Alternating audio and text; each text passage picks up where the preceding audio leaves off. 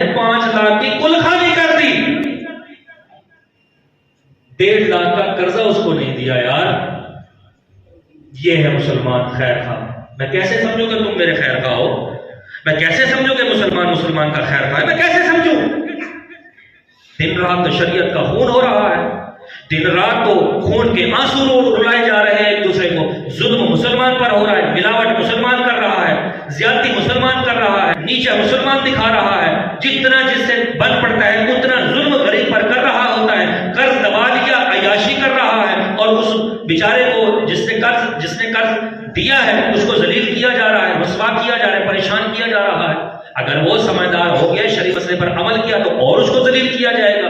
میرے پاس واقعات آتے رہتے ہیں. ایک واقعہ آیا، کہا کہ جنازہ روکا بندے نے، کہا کہ میرے پیسے دے دو، اب یہی موقع ہے، اس کے بعد تم میری بات نہیں سنو گے. اس نے کہا ٹھیک ہے، آپ مجھے دفنانے دو، بابا جان کو، ابا کو دفنانے دو، اس کے بعد میں وعدہ کرتا ہوں. 2-3 بندوں نے ذمہ بھی لے لیا. اب جو ذمہ لے لیتے ہیں وہ حدیث پاک بھی سن لے. وہ ذمہ لے لو، ذمہ لے لیا. ذمہ لینے کے بعد کیا کہا کہ بس یہ کل خانی ہو جانے. تو پھر کل خانی پر اس نے 10 لاکھ روپے کا خرچہ کر دیا. اس کا قرضہ کتنا تھا؟ کوئی 3-4 لاکھ روپے ہوگا. تو اس کے بعد جو ہے یہ سارا کچھ ہو گیا. اس نے کہا کہ اچھا ٹھیک ہے دفنا. وہ موقع تھا، اگر تھوڑا پریشر اور ڈالتا تو 10 لاکھ کی کل خانی کرنے والا 4 لاکھ ادا نہیں کر سکتا. اصل میں کل خانی یہی ہے، اصل میں کل خانی یہی تھی، اس کا قرض اتارنا.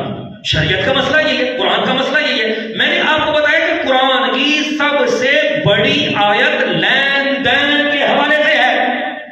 اتنی اہم تھی بات نا، جبھی تو اللہ تعالیٰ نے کی.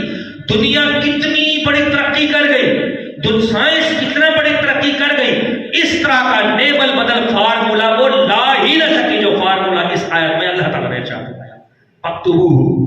لکھ لو، لکھ پڑھ کر لو، گواہ بھی قائم کر لو. یہ پوری آیت قرآن ایک اصول ہے. یہ اصول اس جیسا کوئی نہیں بنا سکا، اس طرح کا اصول کوئی بھی نہیں لا سکا. تحفظات کے لیے ناجائز شرائط ضرور لائے، لیکن جائز شرائط اور جائز مطالبے اور جائز باتیں، جائز لکھت پڑھت کوئی بھی نہ لا سکا.